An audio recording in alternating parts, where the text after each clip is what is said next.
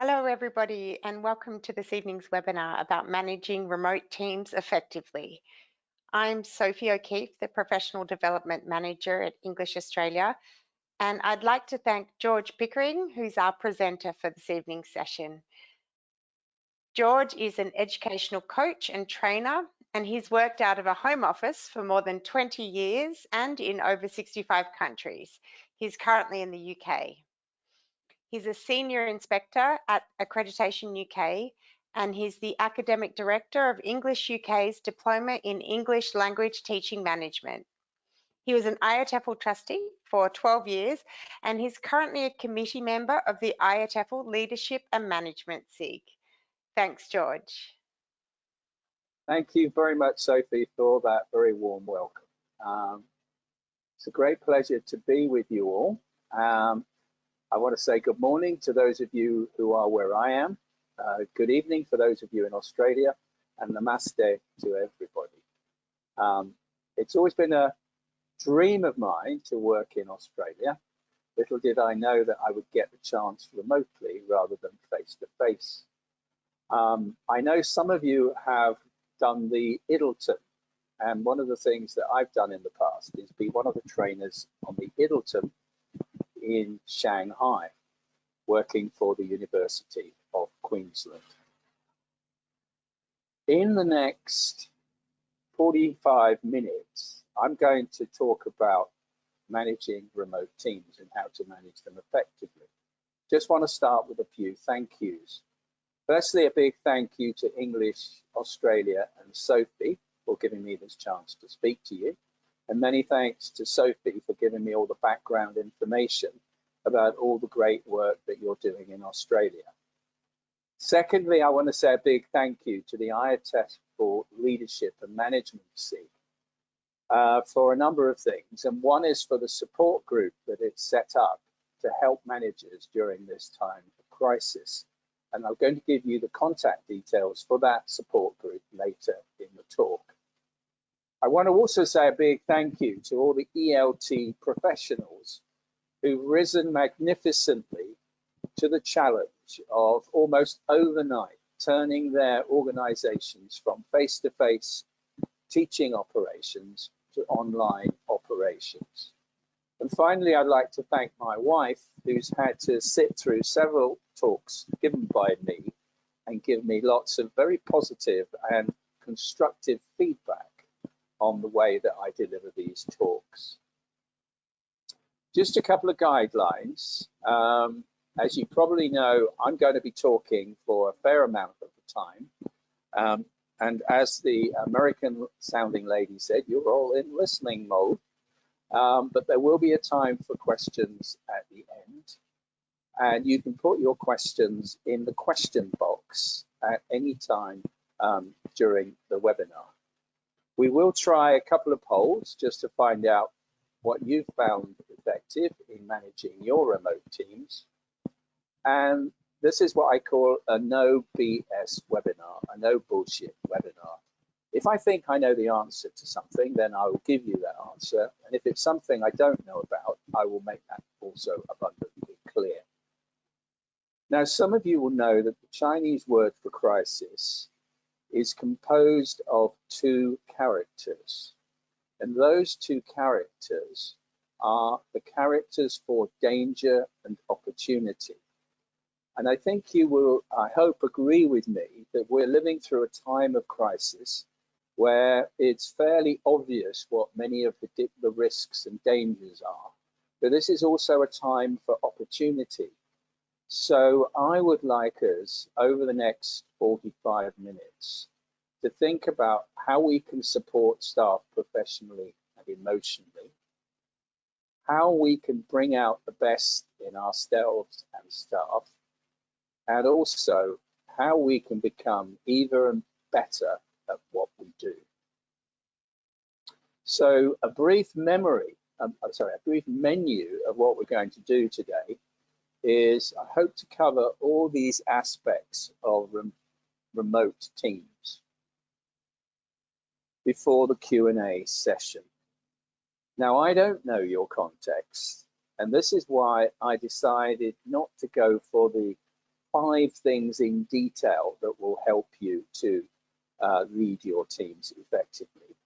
This is where I've gone for the 25 ideas, some of which may be relevant in your context if you adapt them to the context that you find yourself in. Just a couple of words about terminology. You will find in the literature reference to virtual teams, remote teams, dispersed teams, distributed teams. I'm going to use these terms interchangeably. And my definition of a virtual team is a work group that is geographically dispersed, has core members who interact primarily through online means and are engaged in interdependent tasks. So, how are you feeling at the moment? I'm, 10 o'clock UK time, so I'm having a cup of tea. Not sure what you're drinking. In order to help me know a little bit about you and how you are feeling, I wonder if you could put one word in the chat box to describe how you're feeling at the moment. Could be elated, could be excited, could be knackered, could be anything. Just could you try and put a word into the chat box, just so I know that it's working.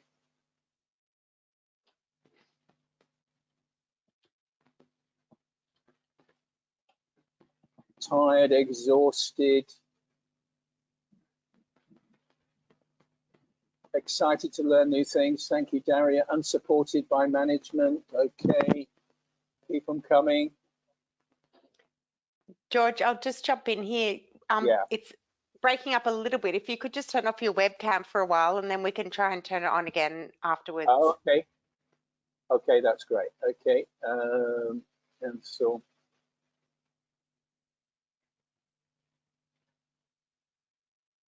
Right, so Sophie, can you confirm that you've lost me? Lost? Yep, all good. Okay, all good, because you can't see me, right? Okay. Could be a blessing in there.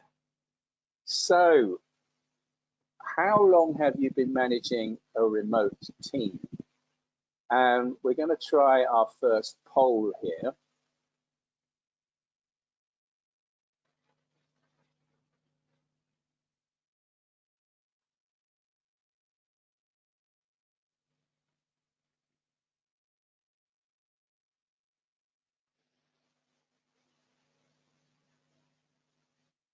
Okay, Sophie, can you launch the first poll at your end? Because I'm coming up with the previous one. Can we all see the poll? Yeah. Can you put your response in there, please? Okay, that's fantastic. Can we close the poll and present the results? Amazing. So what we're looking at there is a situation where 4 out of 5 people have only been leading remote teams for somewhere between 1 to 6 weeks, whereas 13% have been doing it for more than 10 weeks. Fantastic. So we're all newbies. We're all learning at the same time. That's fantastic. Thank you for the poll, Sophie.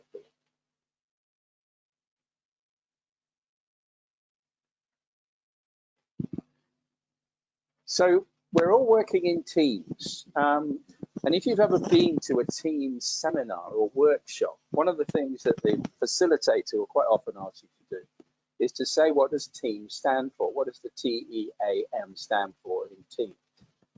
If you're unfortunate and someone comes to the front of the room and tells you that it means together everyone annoys me, if you're more fortunate, you get the answer that you're looking for, which is that together everyone achieves more. So how can we lead our teams so that we achieve more? I think the starting point has to be to consider what are the advantages and some of the challenges of working in teams remotely. I'm going to start with what I call the WFHD the working from home, I wonder if you can guess what the D stands for, the working from home dividend, which we can achieve if we manage our teams effectively. So if you look at that list, you can see that teams can be more productive, in fact, than co-located teams if led effectively. They can have higher levels of employment engagement. Many people benefit from being more autonomous, working from home. Of course, to the organization, there's also the advantage sometimes of reduced costs in terms of real estate costs. And finally, one of the things that I think is very important is that we can have more diversity in the team, because we can get people from lots of different backgrounds and also from different geographical locations. So there's some of the benefits of working in teams. And if it's okay, Sylvie, can you launch the second poll, which is asking people what they think the biggest organizational advantage is?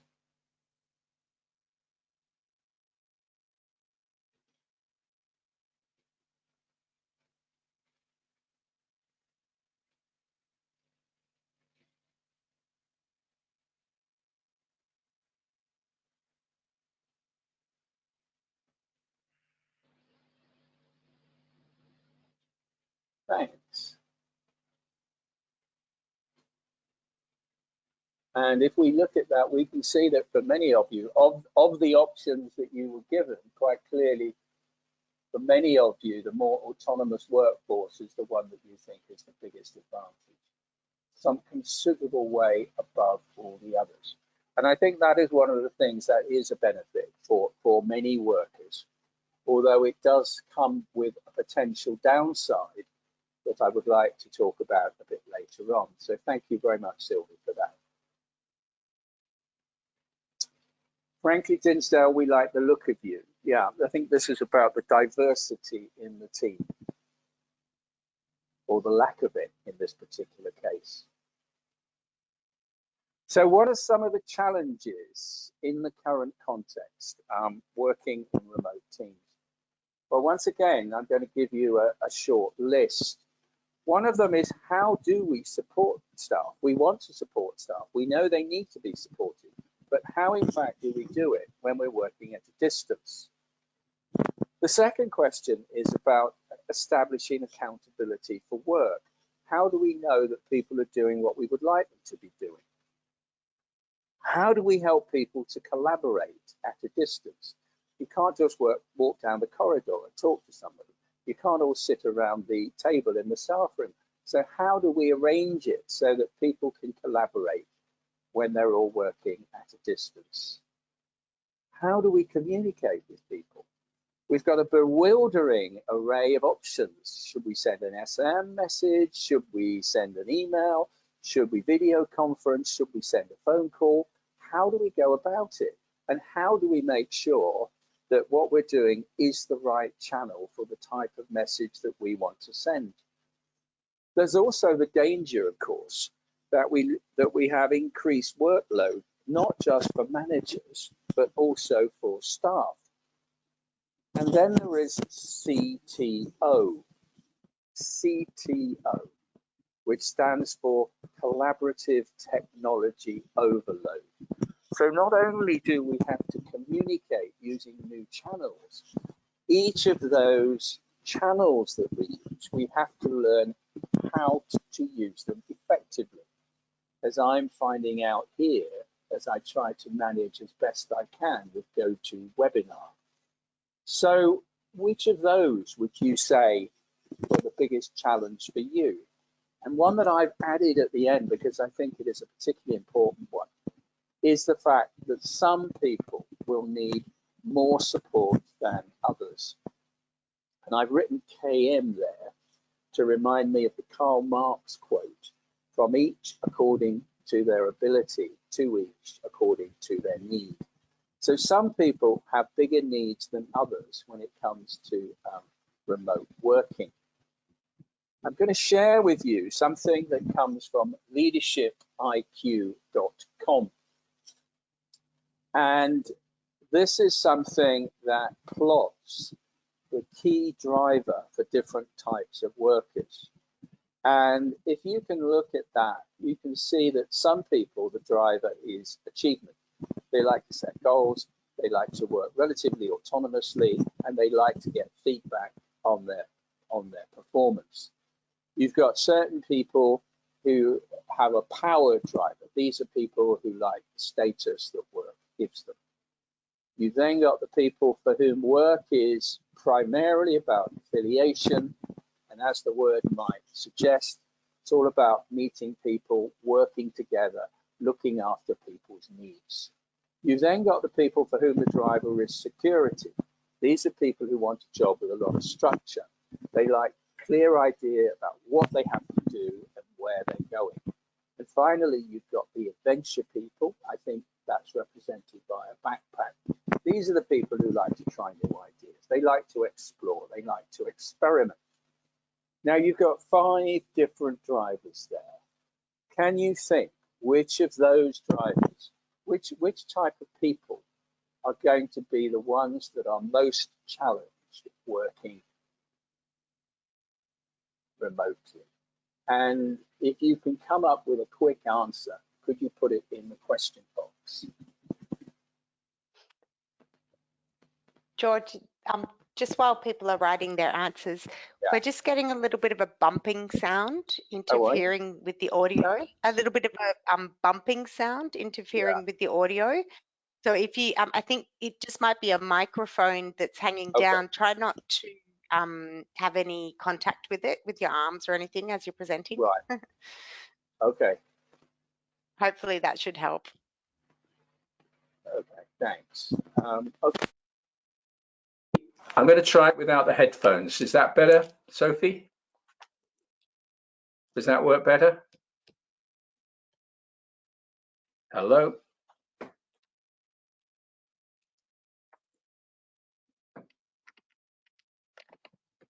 Thank you. That sounds clearer. It sounds clear.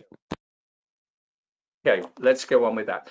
Yes, so the people who will need more support perhaps than others are the people who have the security driver and the affiliation driver. Another thing I want to remind you of is the diffusion of innovation comes from Everett Rogers, which has been around a long way. And this is the speed with which people take up new technologies, new innovations. Now, as you can see, we've got a wonderful curve there, and this isn't a curve that we want to flatten like many of the curves that we hear about at the moment. You will see that you've got your early adopters and your innovators. Early adopters always helpful. These are the people that other people might follow. Most of us would be in the middle, and then we have the laggards at the end. So when we're talking about moving towards teaching online and in fact working online, we have to remember that some people will need more support than others.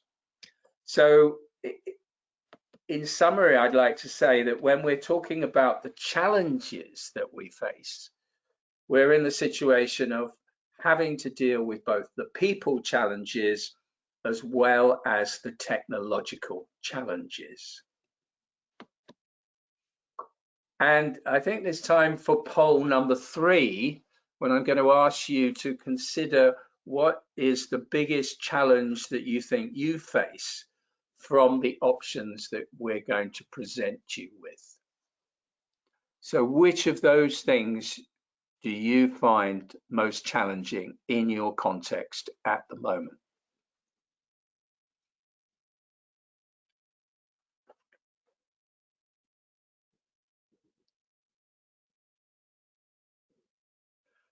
That's looking interesting. Okay. And just like other groups that I've asked this question to, for many of you, yeah, it's the increased workload that is one of the biggest challenges, followed by, interestingly enough, collaborative technology overload, something I'm definitely experiencing at this particular moment in time. Thank you, everybody. Thank you. Thank you, Sophie. So I don't have a magic wand to solve your problems, of course, But I do think that one can systematically look at the challenges that you face, both individually and collectively as a team, and come up with ways that if you can't eliminate them, at least you can actually mitigate them. So how can you support your team? Quite clearly, this is a time when people do feel that they need support. They do need a lot of support. And it's also a time that they will remember. People tend to remember the level of support they received in times of crisis. So I'm going to give you a few ideas, and I want you to think about, are you doing these at the moment? Could you do them more effectively? Could you do them more? The first thing that many people refer to when they talk about supporting remote teams is frequent one-to-one check-ins with team members. Another thing to remember is always useful to have a brief check-in with everybody at the beginning of group meetings. Another thing increasingly popular is to try and get around the fact that you can't all sit around the table together, to design virtual water cooler moments, social events, coffee mornings, and something I have to say that increasingly popular in the UK is a pub quiz night, although of course you're not sadly in the pub. Another thing to do is to create support buddies, and this could involve reverse mentoring for managers and others who might be technology laggards. And something that I know quite a few people have done effectively is to create pods, smaller groups of staff who work semi-autonomously together. So I wonder which of those that you're actually doing at the moment. And the final one, which we'll come back to later, are staff well-being measures, ways in which we can help staff to manage all of the challenges that they're facing in terms of well-being as they work from home. And that leads us nicely on to poll number 4, Sophie. So if you can show people poll number 4, which is about which of those support mechanisms people feel works well for them.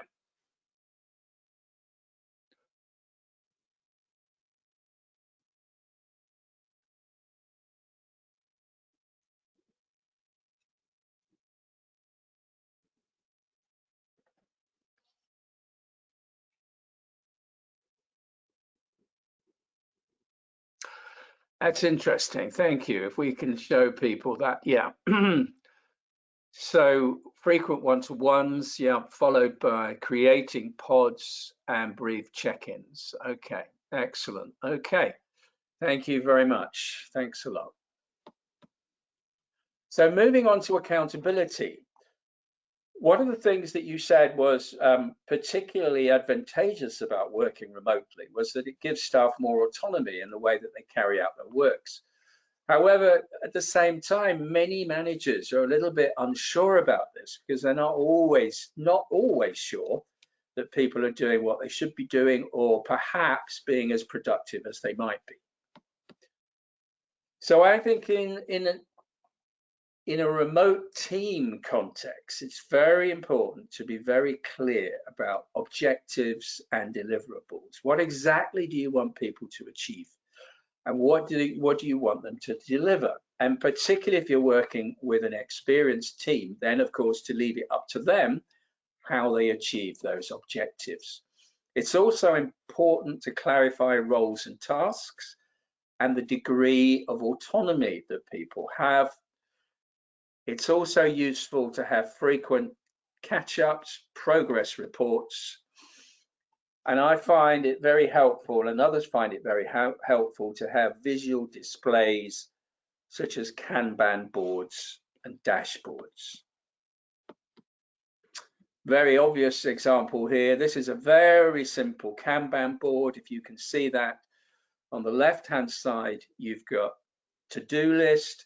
In the middle, you've got the activities that you're doing. And on the right-hand side, you've got the things that you've done. And this is a very simple one that I put together the other day to help me turn a face-to-face management course into an online management course.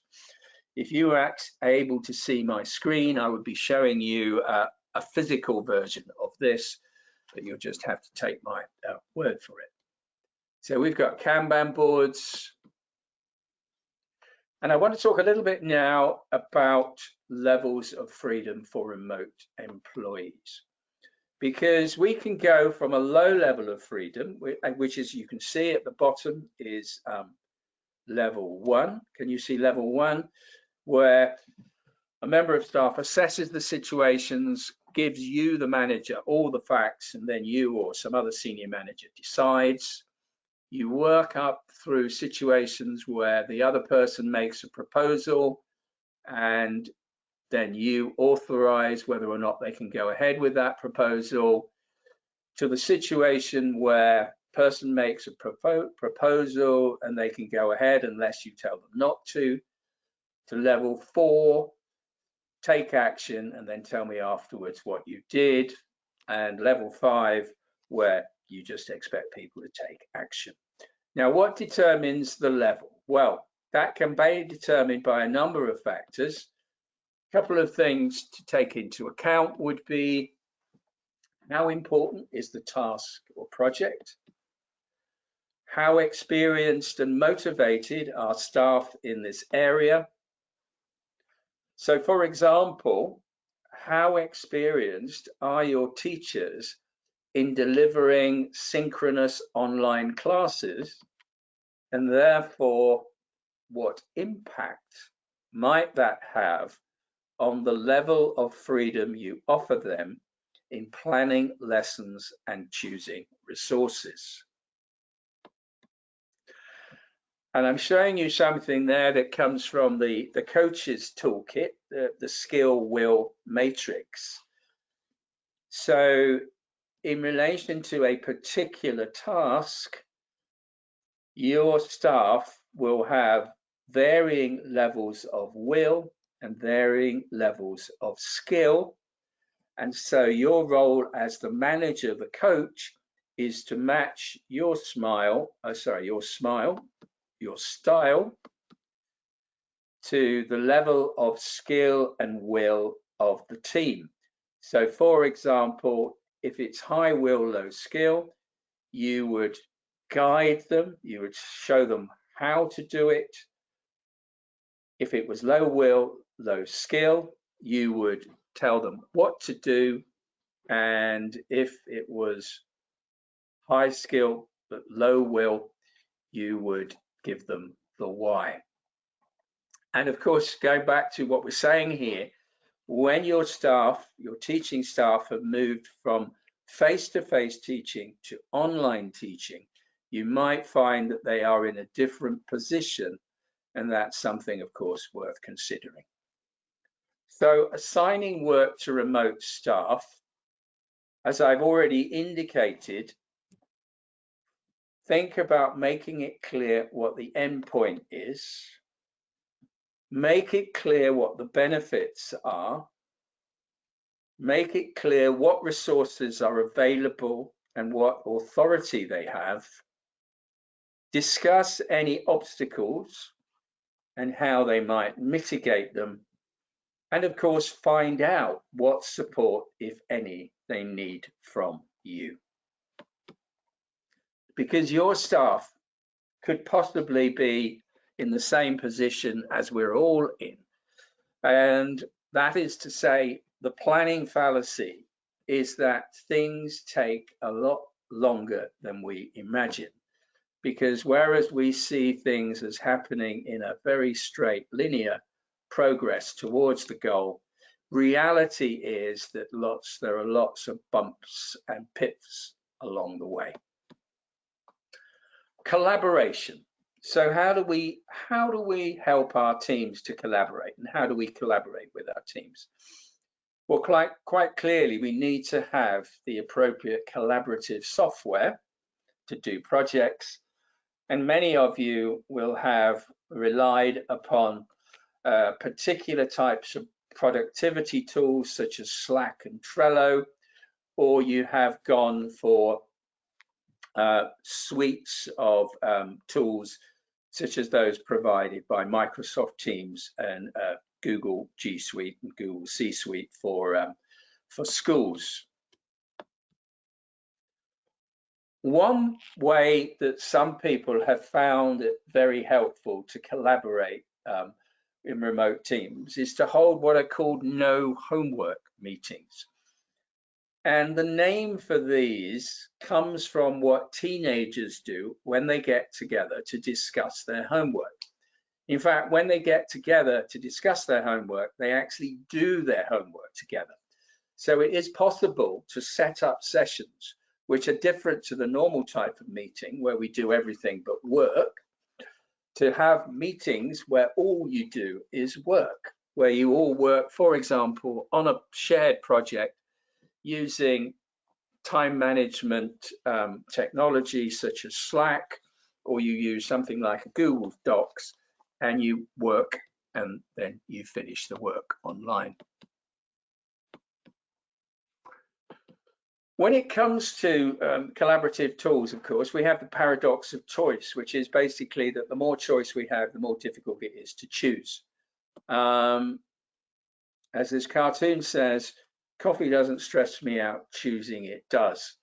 So I just want to suggest a few indicators that you might want to consider when you're thinking about what are the right tools for us to use. Firstly, minimize your tool stack. So in other words, you may well have experimented with all sorts of tools and devices over the last few weeks. What I would suggest is that you think about what your needs are and then possibly reduce the number of tools that you need. But if you're looking at particular tools, always think about the functionality in relation to what you need, and of course, any particular special features that they have. Sophie told me that when I think your Learning Technologies group sent out a poll, it turned out that many people have moved into using Zoom for your classrooms. And I'm guessing that one of the reasons why many of you have done that is because of the breakout rooms that you get with Zoom. Another thing to think about is familiarity. What do the team know already? Price is also a factor, although I don't think it's totally the only factor. And the last thing, of course, is accessibility. I do quite a work with China, and so therefore there are certain tools and devices that I wouldn't think of using because they're not accessible to people in China without a VPN.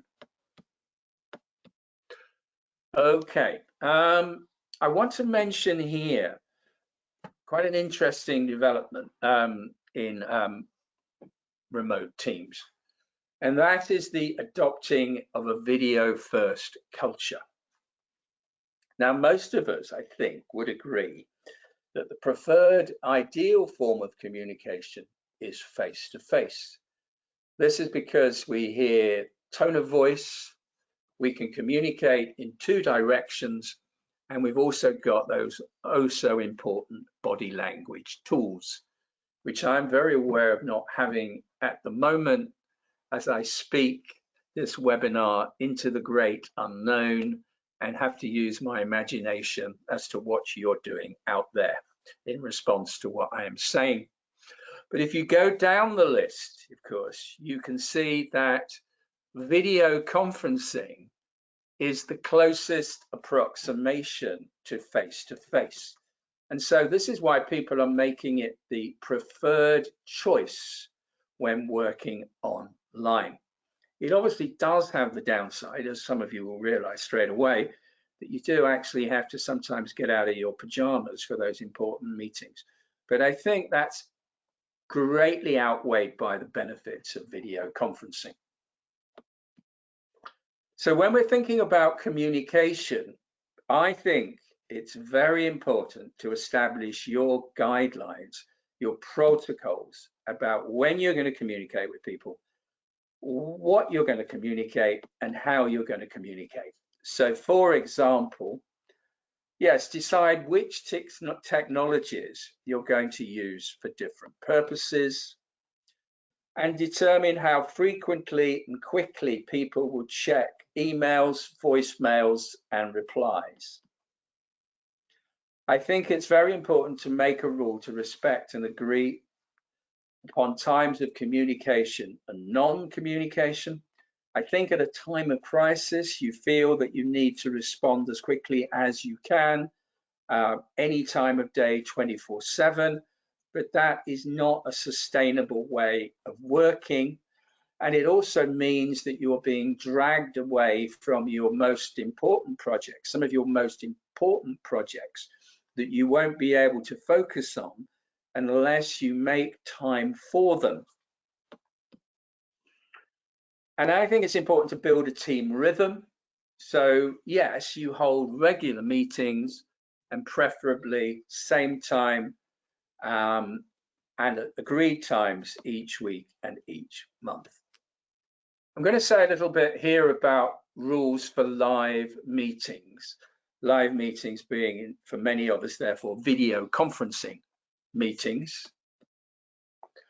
And once again, it's important to make sure that the purpose and intended outcomes for each agenda item are clear.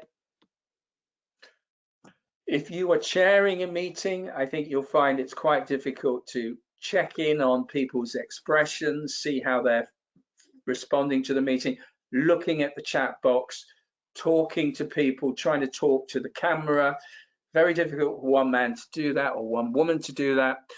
And therefore important to have people with designated roles. Also great, once again, to start on time, despite some of the challenges people might have. And I think it is also useful to remind people about the protocols to turn off all other devices and focus on the discussion at hand. Also think it's very important, go around the room so everybody can be heard and feels heard. Some of you may have heard of a book called the Checklist Manifesto by Atul Gawande. This was all about a checklist, a surgery checklist that was devised that led to the number of fatalities in surgery theatres being reduced by 50%. So this was basically a checklist that had to be followed before surgery took place. And one of the key things on that list was that everybody had to introduce themselves to the other people in the team. And this meant that people, having heard their voice, were much more likely to speak up if they felt there was a problem.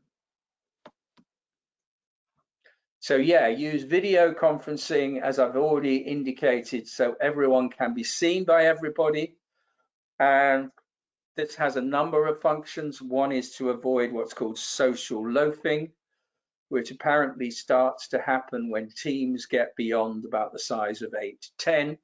People tend to switch off because they leave things to other people.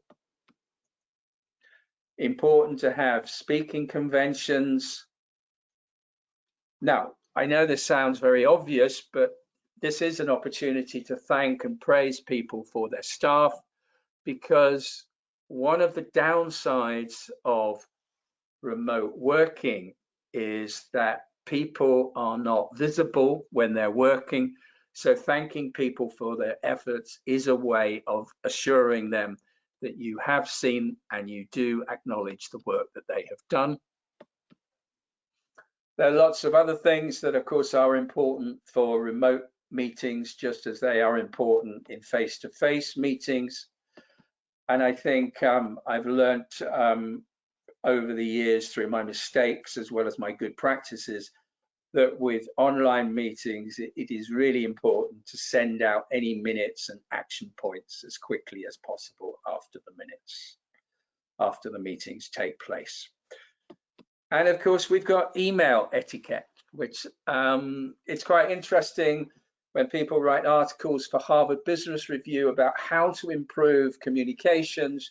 people keep coming back to elementary mistakes that people make on emails, because emails, as we know, are just like tattoos. They don't go away, or at least they don't go away very easily once they've been sent.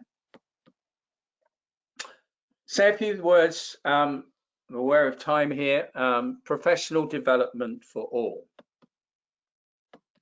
W. Edwards Deming said, learning is not compulsory, but neither is survival. Apparently there was a time where we had discrete stages in our lives. We had learning, followed by earning, followed by yearning, presumably for those things we could no longer do. In the time of the coronavirus, this is all mixed up. Earning, well, that has become problematic. Yearning, we're certainly yearning for lots of things we can't do because many of us are in isolation. But learning is definitely something that we can do. And one simple prediction that I would make is that it's the organizations that support the learning of their students, the learning of their teachers, the learning of their managers, and the learning of the organization. Those are the organizations that are going to survive and thrive in the changed world that we will be moving into. I hope you will agree with me that as managers, as leaders, we need to lead from the front by continuing our own professional development. And one of those things that we can develop is our expertise in online teaching. And I'm putting on there the link to a Future Learn MOOC, which is free to join. And it's something that I've found particularly helpful in helping me come to terms with the principles that underline online teaching. And I'll give you that link again a bit later on. We, of course, need to provide initial training in online teaching and how to use your chosen online tools. Quite clearly, there have been a lot of webinars, and I've seen some of them on the English Australia website that you can go to about how to use particular tools. A lot of people I can see about zooming in and zooming out and zoom this, zoom that. What I think will be interesting is to think, now that we're moving out of the crisis phase into consolidation phase, is to think about how you would answer the question, if we got a new teacher and had to teach them in how to teach our way online, what program would we put them through? We have to ensure, of course, ongoing systematic training in online teaching. I think it is important to leverage what is available, in other words, to maximize the benefit from what we do. So if we all watch a webinar, if we all invite people to watch a webinar, then we have a follow-up session about lessons learned and how we can apply what we've learned on the webinar. I know that English Australia has suggested now might be the time for developmental observations. And I think the advice they gave was very sound advice, that maybe you want to start with things that teachers would like some advice about, teachers would like some support about. I also think it's very good advice just to focus on one particular aspect of teaching. Although I would also say that as well as basing developmental observations on teacher choice, I also think there's a purpose to teacher need. So for example, we can pick out those things that are particularly crucial in teaching online. For example, giving very clear, precise instructions, and just to check out by dropping in on various classes, finding out how well they are being done across the board, rather than focusing on the performance of a particular teacher.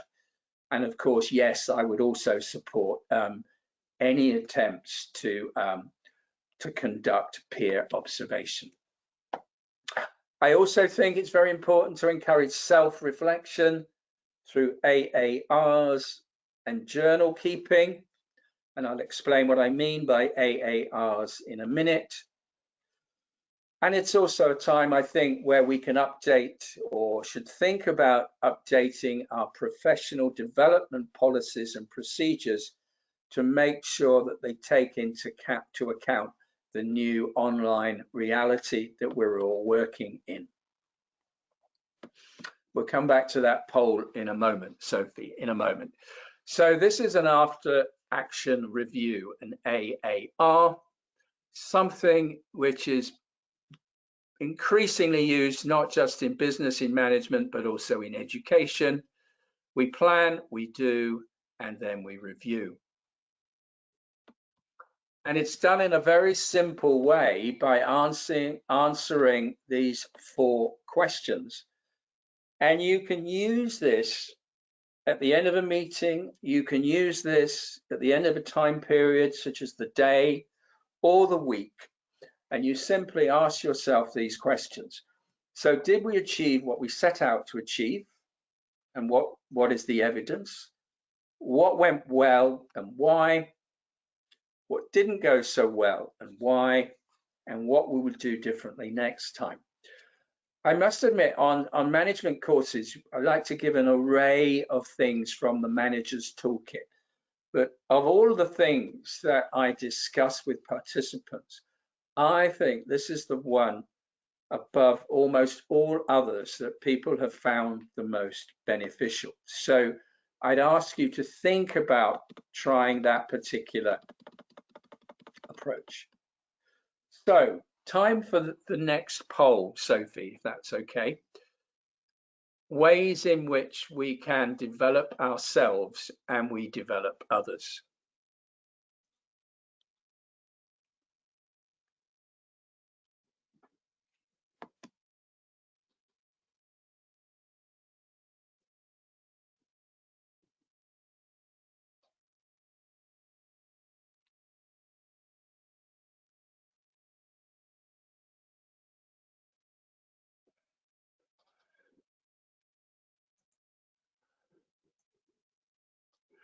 That's interesting. Yeah, if you can show the poll, that's interesting. Yeah, so the systematic training in online teaching. Yeah, I would agree with that as being particularly important.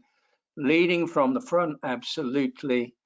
And then leveraging sessions and perhaps less take up at the moment for developmental observations and encouraging self-reflection. Very interesting. Thank you. Okay. So we've moved to 10:49. So 10:49 my time. So just a couple of points about particular difficulties about working online. One bird says to the other, how many hours a week do you spend online? Most people are spending perhaps more time online than they were in the past. This is a challenge from a health point of view, I think, for many people. Structuring the day, structuring the time is also an issue for many people. What I'm showing you there is a to-do list I came across the other day that helped me because it actually doesn't mirror how I start my day and end it. All I've got to do is fill in the bit in the middle. But many staff working from home, perhaps never thought that they would be working from home, have to find a way of structuring their day. We've also got the issue that we know that fitness is very important, and yet at the same time, there are restrictions on our movement. So for a wide number of reasons, I think it's very important that we think about how we work from home and how we can facilitate staff well-being. And I'm not going to go into this area because I think someone has covered this on another webinar that I noticed this morning on your website. But I think it is important that we come up with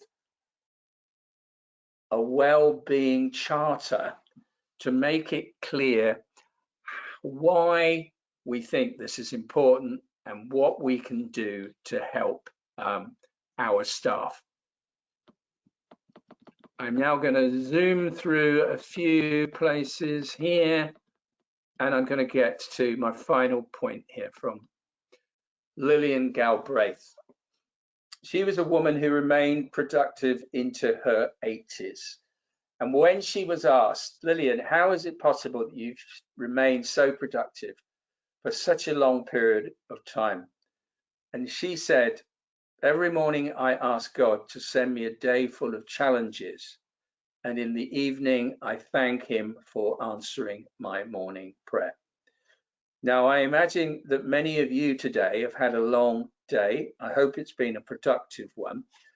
And I hope that what we've been talking about over the last 50 minutes has given you a few ideas about how you can meet some of those challenges. And I'm just going to share with you on that screen a few references that you might like to consider using. And the top one, as I said, is the LAMSIG group. It's a support group set up specifically for managers. It's free for everybody. So if you'd like the chance to share your triumphs as well as your challenges with other managers, feel free to join that group. So I think we do have time for some questions. Sophie, are you able to read some of them out and let me have a chance to see if I can answer them?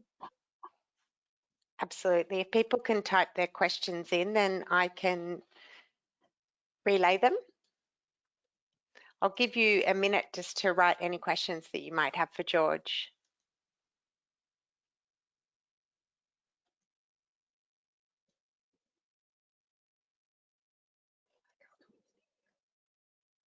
Someone's asked if there's a specific software used for Kanban boards. The one that I went to was Asana, A-S-A-N-A, and without signing up, I did that one that you saw. I think you'll also find it on Trello. I find it a very useful and psychologically satisfying tool to use to move things from one row to another.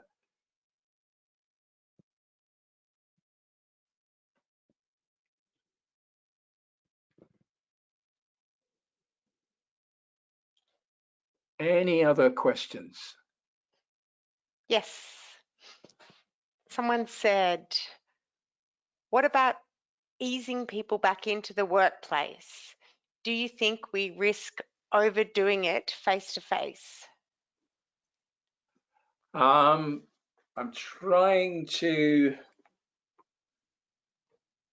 make sense of that question because I think it's an interesting question that could mean a number of different things.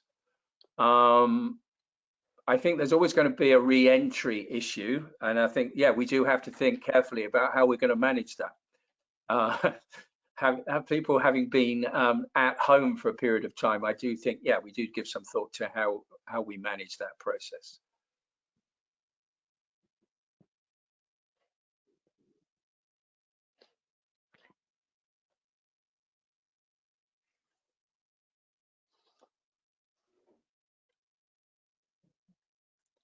Any other questions?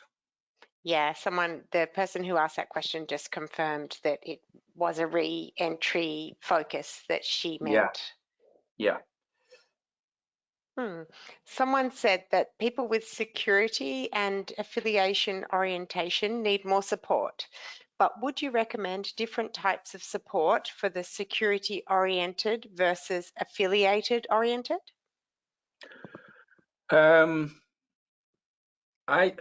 I think when you're giving messages to staff, one has to always think about the diversity of the group. So if I were giving a message about the way we're working, I would consider firstly for the people who like structure, I would say something in my talk about this is how we're going to organize things so you can get the best structure that you need to your day. And at the same time, I would also say, and what we're also going to be doing is providing ways that you can work together and learn from each other on the online platform that we're all going to use.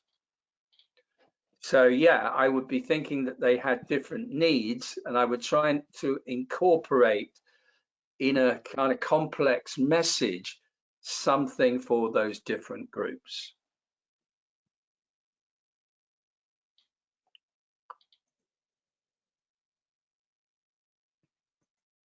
Okay, someone has asked if you could explain again about the level of control pyramid. Yeah, the level of control pyramid is basically that the amount of control that you give to people is dependent upon a number of factors. One is their experience and expertise, and another is the importance of the task. So, for example, if you know that someone has got the expertise and the experience to do the task effectively, then you would give them a high level of freedom. So, in fact, you would just let them get on with it and tell me how it goes. If they're less experienced and they've got less expertise, you would give them less freedom. For example, if you were teaching people on a basic teacher training course, you might be giving them the topic, you might be giving them the materials, because their level of expertise and their level of experience is so low. So the idea of the model is to get us out of kind of black and white thinking, direct, not direct, give control, don't give control, to think of it as a continuum. And for those of people who like to go and look things up, you will see this in the literature referred to as the Tannenbaum and Schmidt planning continuum. I hope Okay, that great. Yeah, that was really clear. A few people have asked if you could go back to the slide that has the pyramid on it, just so they could have the visual while they're thinking about okay, your sure. ideas then. Sure, okay.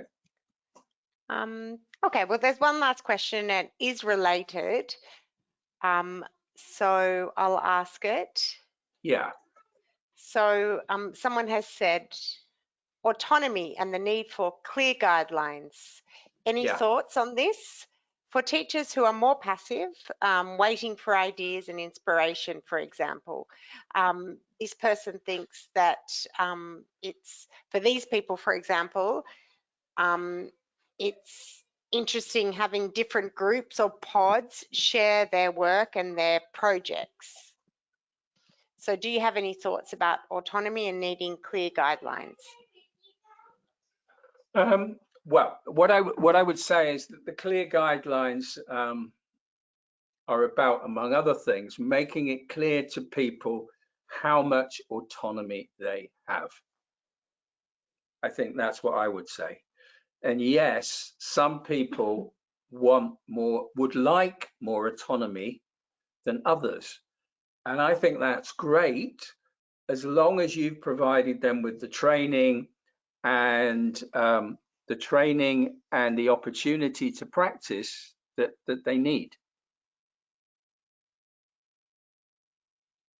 So can you see the levels of freedom? Yeah, is that now on the screen?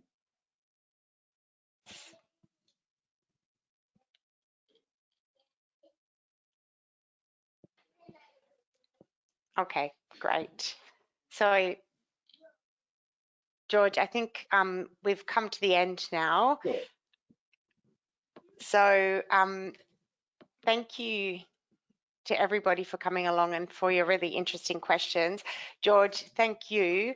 I think you've provided us with a lot of food for thought and some ideas to go away and think about in terms of our own contexts as leaders.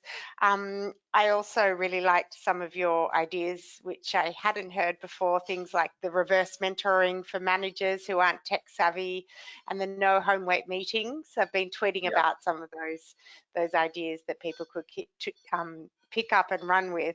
So thank you for providing that content on lots of different levels for us and for presenting tonight. Thank you very much. So I just want to say, you know, stay safe, stay strong, and stay in touch. Join the support group, or if there's any questions you have, drop me a line on the email that I put at the beginning of the slides. Okay. Thanks very much. Lovely to join you all. Have a great evening. And thank you once again, Sophie. Brilliant. Lovely working with you. Thanks a lot. Cheers. Likewise. Bye. Bye. Bye.